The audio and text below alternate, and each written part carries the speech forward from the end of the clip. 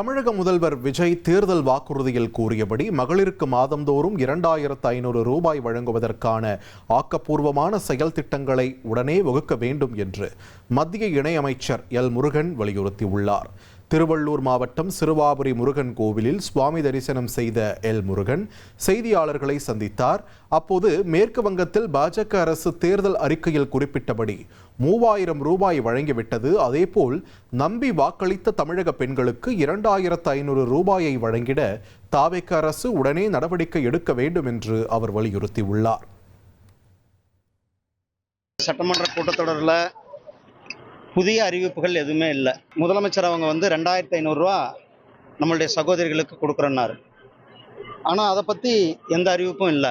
அவர் என்ன சொன்னாரோ அதை செய்யணும். இந்த 2500 ரூபாய் அவர் உடனடியாக விடுவிக்க வேண்டும்.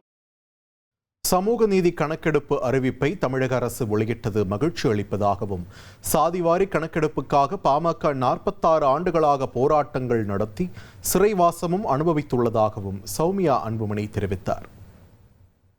சமூக நீதி சர்வே தமிழ்நாட்டில் எடுக்கப்படும் என்ற ஒரு அறிவிப்பை நேற்று ஆளுநர் அவர்களின் உரையில் வெளிவந்திருந்தது.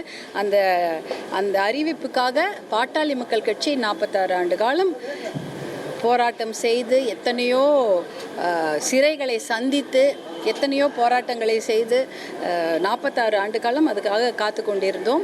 இந்த அறிவிப்பு நேற்று மாண்புமிகு முதலமைச்சர் அவர்களுடைய தலைமையிலான தமிழக அரசு வெளியிட்டதில் எங்களுக்கு மிகுந்த மகிழ்ச்சி. மதிமுகவின் 2 எம்எல்ஏக்கள் ராஜினாமா செய்து தாவேக கூட்டணியில் இணையப் போகிறீர்களா என்று செய்தியாளர்கள் எழுப்பிய கேள்விக்கு அக்கட்சியின் சட்டமன்ற உறுப்பினர் ராஜேந்திரன் பதிலளித்துள்ளார். முதலமைச்சரின் தீர்மானத்தை மறுமலர்ச்சி திராவிட முன்னேற்ற கழகத்தின் சார்பில் வழிமொழிந்து கருத்துக்களை தெரிவித்தோம். சபையில் இடம்பெற்றிருக்கின்ற அனைத்து கட்சிகளுமே அந்த தீர்மானத்தை ஆதரித்துள்ளன.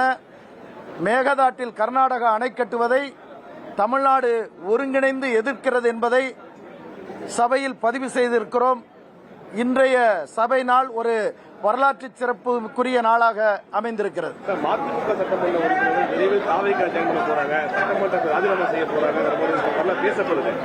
இது குறித்து எங்கள் கட்சியின் தலைவர் வைகோ அவரிடம் நீங்கள் கருத்து கேட்கலாம். நன்றி.